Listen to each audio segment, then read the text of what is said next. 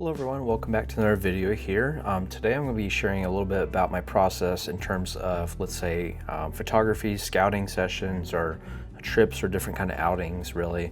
And I'm going to be sharing about a little bit more about my methods and process using Google Maps in particular in order to plan my trips and just overall excursions really. So we're going to be going over just how different ways I organize and save different locations, different points of interest even, and how to categorize them by different lists, and just overall how I basically do everything I do here with photography. And I'll even show you some of the My Maps feature to have a much more robust list of everything. Yeah, we're just going to be kind of going over all that stuff and talking a little bit more about my pre-scouting and how I prepare for my trips and everything. So let's go ahead and get started here. All right, as you can see here, I got my Google Maps open here on my MacBook computer. This is the desktop, obviously, version, but I still use the Google Maps, of course, to get directions and find, basically navigation, of course, when I go to locations and everything. But we'll go over the sidebar here in a moment. But as you can see, I got tons of these little different green flags and a couple of these like blue little briefcase symbols. I can zoom in on a few of them here, as you can see. So I got some different places to stay for cabin rentals and things like that. Even a few other sections. And as you can see, and then here's one location I've yet to be to, Clear Creek Metro Park, that I have saved in my the green little flag being the want to go section. So as you can see, you zoom all the way out. Obviously Ohio is where I focus most of my photography on. As you can see, I got hundreds and upon hundreds of different files and, places to go to. And there's even some, as you can see, a lot of bald eagle stuff here at the edge at Lake Erie, which I'll get to here in a moment. But so if we go over here to the menu and we go over to the Save section here on Google Maps, and then if you look at all these lists, I got different ones, of course, for different purposes, as you can probably tell. The want to go is basically any locations I've never been to thus far, and I would like to go there either to scout or, let's say, to record a video, or just to even check out and take photographs at a place like that. So it's got different ones. Of course, you can see there's tons of them on the map, and they're all different. They range from state nature preserves to state parks to little county parks to, wildlife areas, even just the littlest bit of community parks that may have trails, or even the biggest places like Cuyahoga Valley National Park, for example, which I've been to a couple times, but not for photography.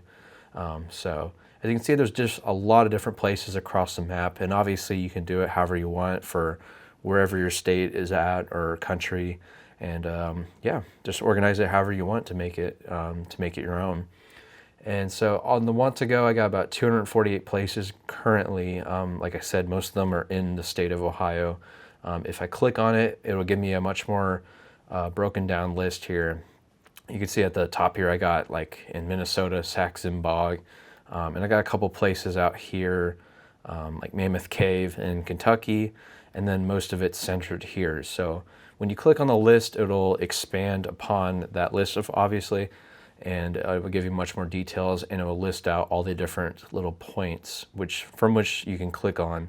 So I can click on, let's say, Triangle Lake Bog State Nature Preserve, and then I'll come up here with, of course, all the information like it would on Google Maps, and you can copy to your clipboard, or copy the address of the location.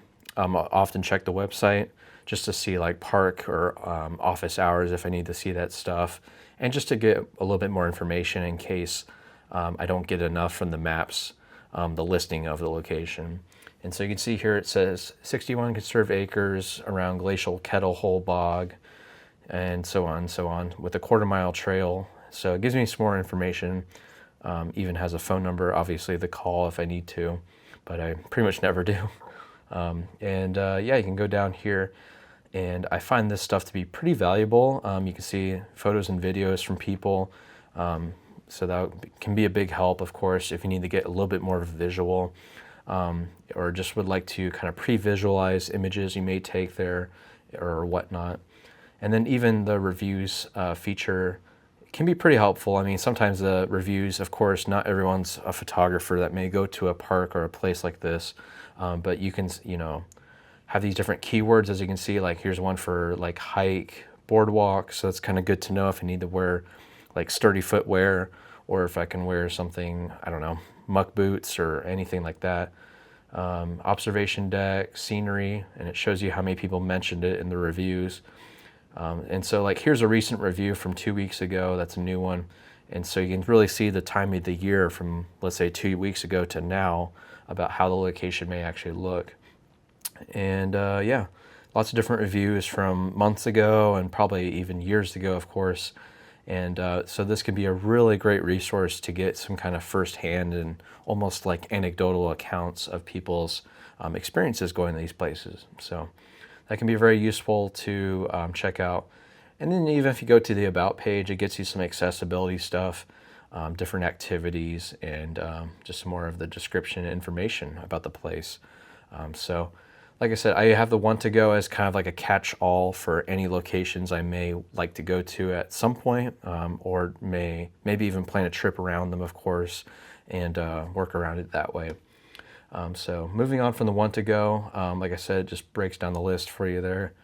There's also travel plans. Now, I kind of put a lot of things that aren't always photography related in here, but I do have a lot of my like different galleries and different museums and art museums that I like to visit.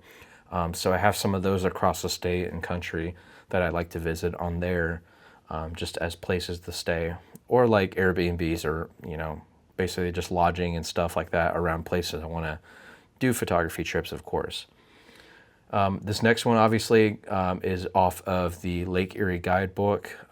This is the Lake Erie Birding Trail, and I have literally all of the locations, some 90 or so places, different hotspots that are marked on this. So it's kind of a painstaking process, but I had to flip through the pages of the guidebook, and I made a whole video about it you can watch, about the first edition. Now they have a more up-to-date second edition out now that you can buy for sale. And yeah, I got a whole different section about each one and the different hot spots, which I find to be very useful in case I do eventually, hopefully in the near future, do a Lake Erie birding trail trip of sorts. And then you can even customize the icon like I did here. So I did a bald eagle because, it is Lake Erie and stuff, the Great Lakes and whatnot, and did it like that. So yeah, and you can have them as private or public. I have mine set to private by default, but you can, I imagine you can share it with people or other photographers that if you'd like to give them that information, or if you do trips with other people, of course. This one needs no introduction, but waterfalls. This is basically just different pins and drop coordinates to places I like to shoot waterfalls at. You can see they're all across the state. Some of them are really off the beaten path, and some are much more well-known places that are established and, like, let's say, have parking and whatnot. But I got a whole bunch of different places here that are on here as well. So that's a nice thing that you can kind of, like, if you want to round it more, you want to hone in more on like a subject matter instead of just lumping everything in the Want to Go category. You could do something like waterfalls, or maybe places you want to go bird watching at, or birding, and just, yeah, things like that, really. Lake Erie lighthouses, as you can imagine, it's Lake Erie lighthouses, so I have different ones pinned on there, and so on. And then the Wayne National Forest is just different locations to check out in the Wayne National Forest Park, system and all that.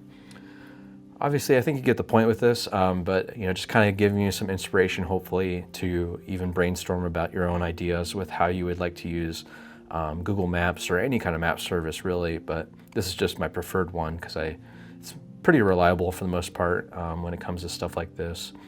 And I just find it to be, a wealth of information and a nice resource. So if you go over to, if you have the list over here, if you go over to the right-hand corner of this sidebar, you get maps here. And you can actually have other people's maps onto this My Maps section. So I have a couple of different ones here. State parks in Ohio. I got state nature preserves in Ohio.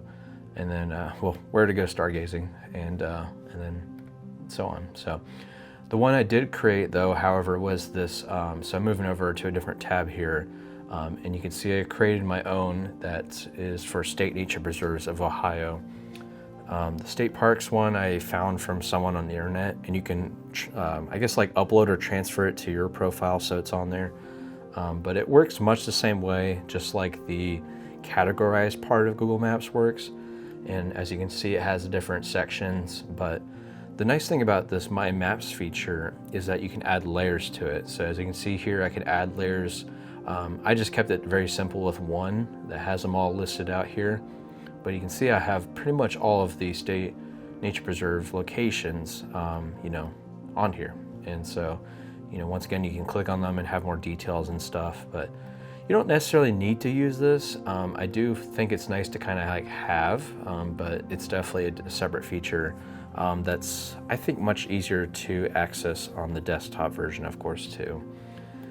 And so, yeah, that's kind of it, I think. Other than that, you know, in regards to Google Maps at least, but if I'm scouting out other trips and everything, I will probably also use, like, sometimes social medias can be useful, let's be honest, or like different online forums and groups can be very useful.